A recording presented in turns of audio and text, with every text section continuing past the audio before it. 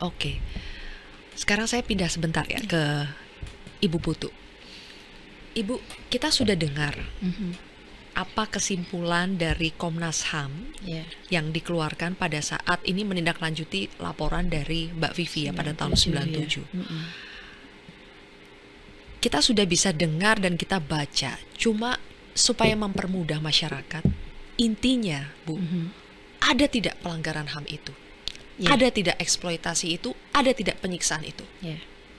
Jadi pasca kemudian laporan diterima 97 itu, Komnas HAM melakukan penyelidikan dan kemudian keluar ya kesimpulan bahwa terdapat 4 indikasi pelanggaran HAM. Ya, yang pertama adalah terkait penggelapan atau menyembunyikan asal-usul anak. Yang kedua terkait bahwa terjadinya indikasi pelanggaran HAM terkait anak untuk eksploitasi atas dasar keuntungan ekonomi. Lalu kemudian terkait pendidikan anak yang tidak mereka dapatkan selama mereka berada di sirkus, kan gitu ya. Tadi ini juga diperkuat dengan mereka hanya mendapatkan pelajaran secara informal dari kakak-kakaknya, mungkin seperti itu, tapi tidak pernah kemudian betul-betul mengupayakan untuk sekolah yang sifatnya formal ataupun misalnya kejar paket misalnya, karena kan dari dulu sudah ada sebenarnya paket ABC misalnya seperti itu. Lalu kemudian yang keempat adalah tadi soal perlindungan atas keamanan, karena ternyata mereka melakukan kerja-kerja yang berisiko terkait kehilangan nyawa, bisa kemudian cedera dan lain sebagainya. 4 temuan terkait pelanggaran HAM inilah yang kemudian kita keluarkan sebagai rekomendasi.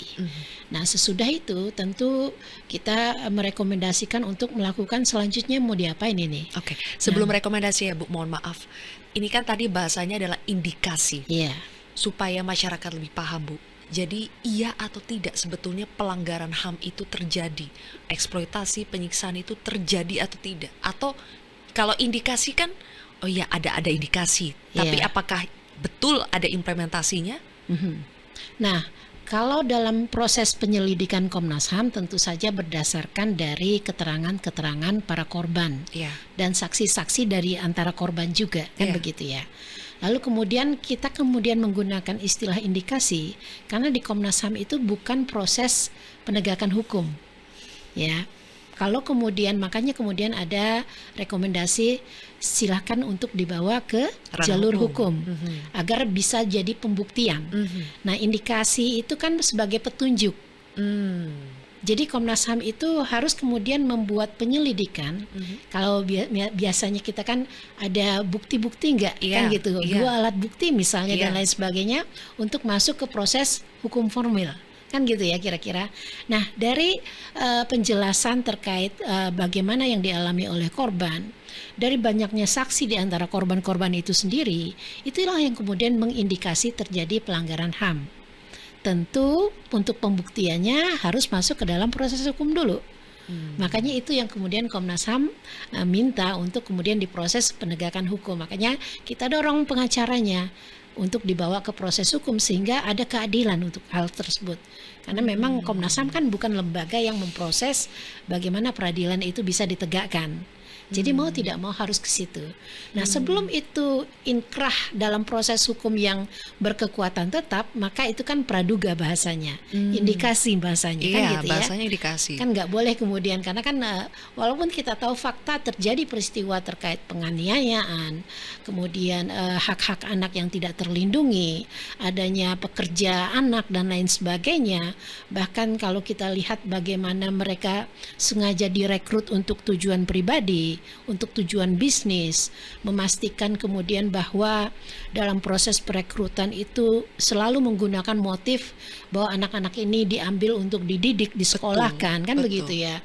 Dan kebetulan bahwa orang tua yang kemudian dicari, disasar untuk anak-anaknya direkrut itu adalah orang tua yang memiliki ekonominya yang memang tidak baik gitu ya. Dan ini merupakan target grup sebenarnya untuk dipekerjakan. Jadi rekrutmen untuk mempekerjakan anak itu indikasi yang cukup kuat sebenarnya. Jadi kemudian inilah yang Komnas HAM menyarankan agar proses ini dibawa ke ranah hukum agar bisa dibuktikan secara hukum. Indikasinya sudah kuat ya Bu ya? Indikasinya sudah kuat. Makanya keluar rekomendasi. Ya, cuma untuk bilang hukum, bahwa indikasi kuat ini sama dengan fakta, itu harus masuk ke proses peradilan. Kan gitu ya. Nah, itu yang harus kemudian dilakukan karena fungsi Komnas HAM memang di penyelidikan. Untuk memastikan bahwa sudah cukup kuat, maka masuk ke dalam proses penyidikan. Proses penyidikan itu kan ada di kepolisian. Tapi kenapa di kepolisian bisa SP3, Bu? Nah, sebenarnya yang diadukan waktu itu adalah pasal terkait asal-usul. Ya, makanya kemudian SP3-nya ada asal-usul termasuk tadi terkait eksploitasi fisik dan lain sebagainya. Kita mendapatkan itu di Komnas HAM periode waktu itu 99 itu memperoleh informasi bahwa kasus ini di SP3 kan karena tidak cukup bukti. Nah, proses inilah yang kemudian dianggap oleh korban itu ya tidak memenuhi rasa keadilan bagi korban, kan begitu.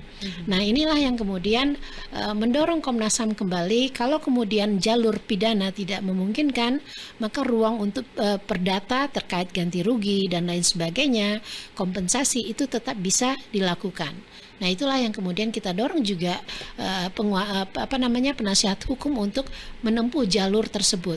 Nah, pada saat keluar 97 itu rekomendasi Komnas HAM terkait hak-hak yang dilanggar pada anak-anak waktu itu, ditindaklanjuti juga oleh dinas-dinas terkait, misalnya Dinas Sosial, Dinas Pendidikan Kota Bogor, Kabupaten Bogor saat itu, lalu kemudian kita merekomendasikan ke beberapa kementerian juga.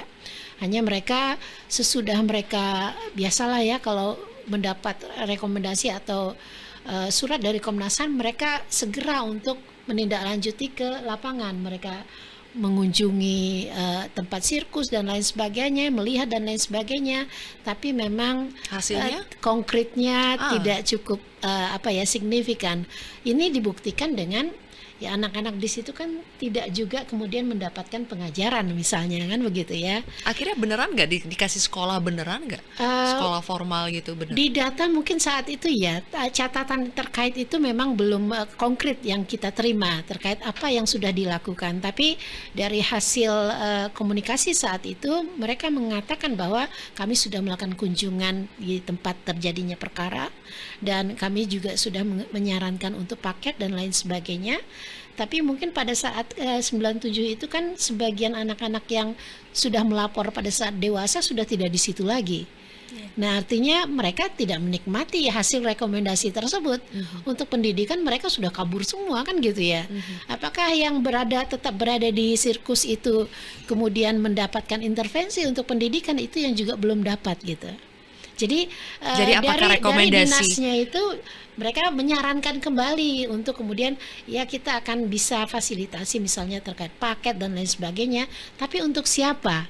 Ya. Nah, ini kan apakah untuk yang sekarang sudah dewasa waktu 97 itu? Jadi kesimpulan Komnas HAM sebetulnya OCI itu melaksanakan tidak akhirnya rekomendasi-rekomendasi. Jadi pada saat kemudian laporan kedua datang ya, teman-teman korban mengatakan mereka OCI tidak melakukan rekomendasi Komnas HAM tersebut. Yang mana yang tidak dilakukan? 4 tadi itu. Semuanya tidak dilakukan? Iya, jadi korban mengatakan tidak dilakukan. Rekomendasi Komnas HAM itu tidak dijalankan. Nah, lalu kemudian ada kuasa hukum yang tahun berapa mengatakan kami menjalankan kok terkait misalnya hak asal usul ya, dengan cara mengiklankan di surat kabar terkait misalnya mencari orang tua dan lain sebagainya. Itu ada, fisiknya kami tidak tahu, tapi OCI mengatakan mereka sudah lakukan itu untuk mengiklankan di surat kabar. Nah, buktinya ada tidak? Bukti surat kabar? Belum dapat itu. Saya belum dapat dokumennya terkait kejadian 97 itu. Tapi Bu, berarti kalau rekomendasi dari Komnas HAM ketika itu pun tidak dilaksanakan, tidak ada konsekuensi. Ya, sayangnya itu rekomendasi Komnas HAM itu tidak ada upaya untuk memaksa seseorang ya gitu ya, kecuali itu dilakukan oleh misalnya kepolisian dan lain sebagainya dalam proses hukum. Oke. Ya. Nah, ini yang disayangkan sebenarnya. Maka kemudian pada saat berkali-kali laporan terakhir itu yang di 2024 ya, menyatakan hal yang sama, tapi kemudian pihak kuasa hukum lebih mencari upaya melalui jalur perdata. Jelajahi cara baru mendapatkan informasi. Download Metro TV Extend sekarang.